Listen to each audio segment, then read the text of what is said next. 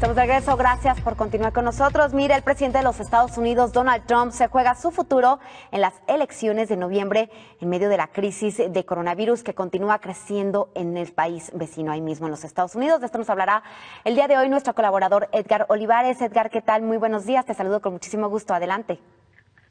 Hola, ¿qué tal, Ceci? Te saludo con mucho gusto. Bueno, antes de dar mi comentario, quiero expresar mis profundas condolencias para el jefe de información de Canal 44, Víctor Chávez, por el triste fallecimiento de su señor padre. Le mando un abrazo a él y a toda su familia en estos momentos difíciles.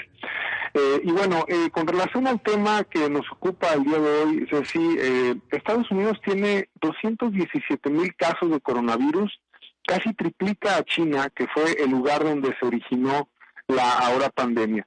Trump sabe que esto es una carrera a contrarreloj que está perdiendo. Los casos no dejan de aumentar y el pico máximo está aún lejos, tanto en los infectados como en el número de muertes. Incluso se ha hablado de que podría haber más de 200,000 muertes a lo largo de toda esta trayectoria de la curva en los contagios, en lo que no se encuentra una cura o una vacuna para el coronavirus. Estados Unidos es ya el epicentro de la pandemia por mucho. Está muy arriba del segundo lugar y es prácticamente el foco más importante en el mundo en el caso del COVID-19. El enemigo a vencer para Donald Trump, su gabinete y su gobierno no es Bernie Sanders ni Joe Biden. El enemigo principal de Trump se llama coronavirus y de seguir así, sin poder reabrir el país, sin controlar la pandemia y sin restablecer la economía en las próximas semanas o incluso meses, si esto sigue fuera de control y no cambia la circunstancia, su futuro político estará en grave peligro, si no es que destruido. Y difícilmente logrará la empatía del pueblo norteamericano, porque hay un gran sector de la población en Estados Unidos que considera que Trump reaccionó tarde ante la pandemia, que no le dio la suficiente importancia, que creyó que era un catarrito en China y que se convirtió esto en un asunto de relevancia mundial. Creyó que se resolvería sola y las consecuencias llegaron. Trump declaró que no era necesario cerrar el país, declaró que el pueblo superaría esta pandemia sin mayor problema, y ahora el tema es que Estados Unidos no ha podido detener los contagios, inclusive teniendo 900 millones de habitantes menos que China, está 3 veces más arriba de los contagios, con una gran cantidad de recursos técnicos, económicos, humanos y tecnológicos, no ha podido detener esta hemorragia de casos y eso le va a salir muy caro. Si Trump logra contener la pandemia con el apoyo de todos sus recursos y por supuesto de los gobernadores de los estados y claro, de la gente que también tiene que poner de su parte, saldrá muy fortalecido.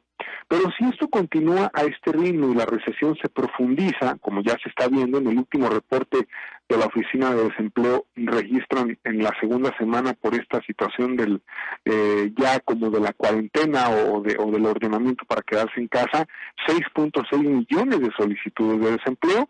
Trump terminará siendo una víctima más del COVID-19, aún sin siquiera enfermar. Ningún candidato en la historia de Estados Unidos ha logrado ganar teniendo al país en recesión o con profundas,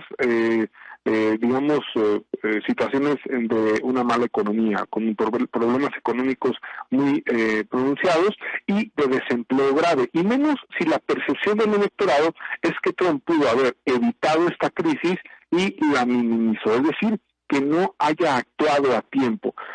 Eso no se lo perdonarán los estadounidenses, ni siquiera muchos de sus seguidores. El reto, Ceci, del COVID-19 pone a prueba a todos, incluso a aquellos que ya se veían sin contratiempos por 4 años más en la oficina oval. Es mi comentario esta mañana.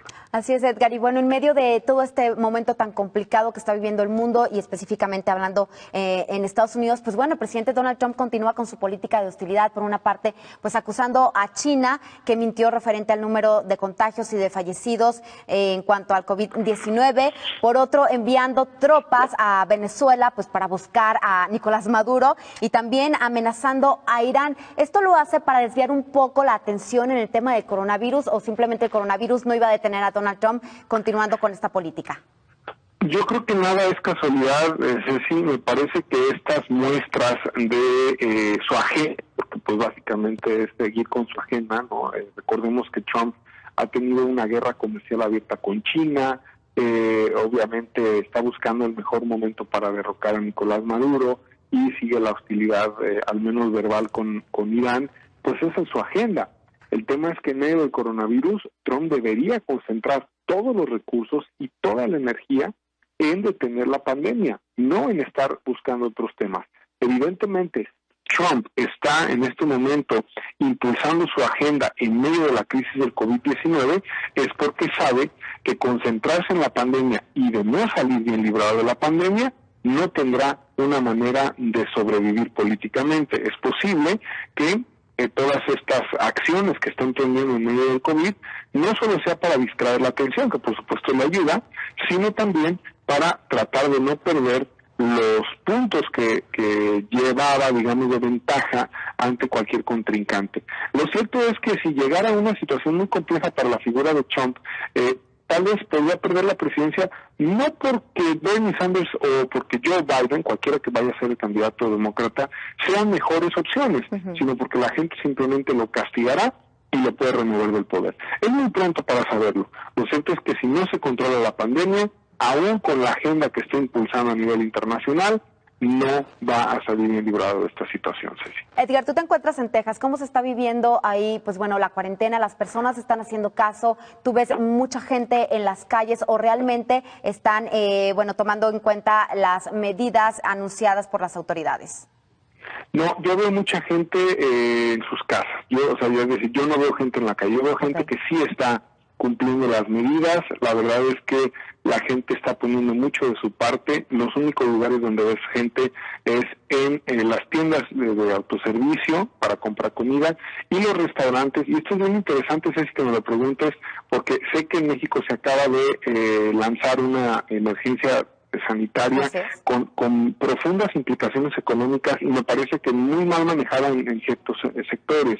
Bueno, pues en Estados Unidos los restaurantes siguen operando solamente para llevar comida y para servicio a domicilio y también para gente que llega a recoger su comida. Pero en el caso de las tiendas departamentales, ojo, muchas siguen abiertas, pero solamente permiten la entrada de 10 personas. ¿Esto qué te permite? Que no tengas que cerrar necesariamente muchos de los negocios, pero que siga habiendo una actividad. Y además han impulsado mucho el tema de recoger la mercancía. Es decir, tú, mediante una aplicación o mediante las páginas web de las tiendas, puedes pedir en línea lo que quieras comprar y puedes ir a recoger, obviamente, lo que compraste. Esto ayuda a que no cierren las fuentes de trabajo. No quiere decir que no se está afectando, claro que está afectando muchísimas fuentes de empleo, pero hay sectores en los que pueden seguir operando y no necesariamente tienen que cerrar, pero sí se ve una actividad muy disminuida en Estados Unidos. Además hay que decirlo, Edgar, pues es completamente diferente la economía de los Estados Unidos a la de México. Ellos tal vez tendrían la capacidad de estar apoyando a las personas que se queden en casa y en cambio aquí en México, pues bueno, tú ves, platicas con la gente, muchos dicen, bueno, yo estoy en la calle porque tengo que salir a trabajar, si no, simplemente no puedo llevar el pan a mi casa. Es muy complejo, muy complicado la situación que estamos viviendo en nuestro país y además, pues bueno, el gobierno no ha presentado las opciones y pide a las empresas que les paguen el salario íntegro a sus trabajadores. Sin embargo, no hay apoyo y hay que decirlo que muchos trabajan de manera informal en nuestro país, Edgar. Exactamente, sí, es que ese es el tema. Por ejemplo, en Estados Unidos, tú sabes que lo has informado también, se generó un paquete económico sin precedentes para las personas, para todos los sectores y por supuesto para los más afectados, y aún así siguen operando muchos de ellos con las medidas que se requieren, obviamente, pero siguen operando. Entonces en México esta emergencia ordena el cierre prácticamente de todas las actividades no esenciales y ese es un golpe, y el otro golpe es que no hay apoyos. Entonces no entiendo realmente cómo se estudió esta declaratoria. Me parece que se debió tropicalizar y generar incluso una ley o una declaratoria adaptada al coronavirus y no a lo que ya estaba previsto para una emergencia sanitaria. Así es, Edgar. Pues muchísimas gracias, Edgar. Te mandamos un abrazo y a cuidarse mucho.